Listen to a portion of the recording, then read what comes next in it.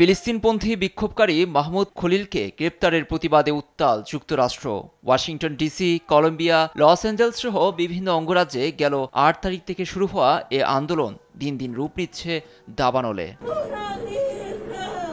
ফিলিস্তিনের পতাকা হাতে খলিলকে মুক্তির দাবিতে মঙ্গলবার জর্জিয়ার আটলান্টায় স্লোগান দেন বিক্ষুব্ধ সমর্থকরা। সেই সঙ্গে ফিলিস্তিনকে স্বাধীন করার আওয়াজ ওঠে প্রতিবাদকারীদের কণ্ঠে।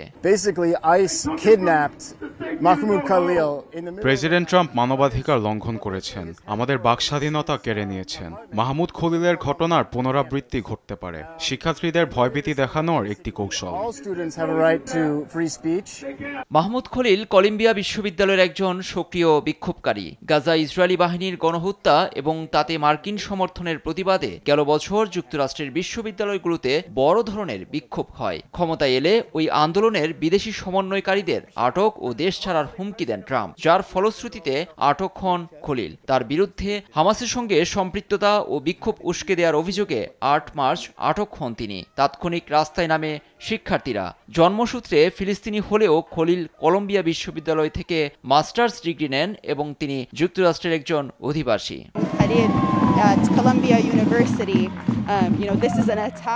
কলম্বিয়া বিশ্ববিদ্যালয় থেকে খলিলকে গ্রেফতার করে আইসিই ও হোমল্যান্ড সিকিউরিটি বিভাগ, কারণ তিনি ফিলিস্তিনিদের পাশে ছিলেন এবং গণহত্যার বিপক্ষে সোচ্চার ছিলেন।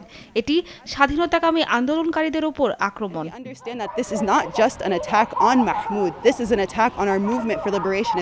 তার মুক্তির দাবিতে উত্তাল ক্যালিফোর্নিয়া অঙ্গরাজ্য এবং ওয়াশিংটনও। আন্দোলনকারীদের আশঙ্কা তার মতো আরও অনেকেই আটক হতে পারে। এদিকে খলিলের জামিনও নাকচ করে দিয়েছেন মার্কিন আদালত।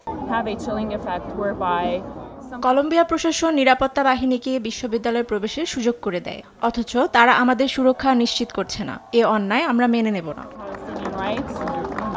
দ্বিতীয় দফায় অভিষেকের পর ট্রাম্পের নির্দেশে ফিলিস্তিনপন্থী বিক্ষোভকারীদের গ্রেফতার জোরালো হয়েছে। এ নিয়ে উৎকণ্ঠায় বিদেশি শিক্ষার্থীরা। নিউজ ডেস্ক, দেশ টিভি।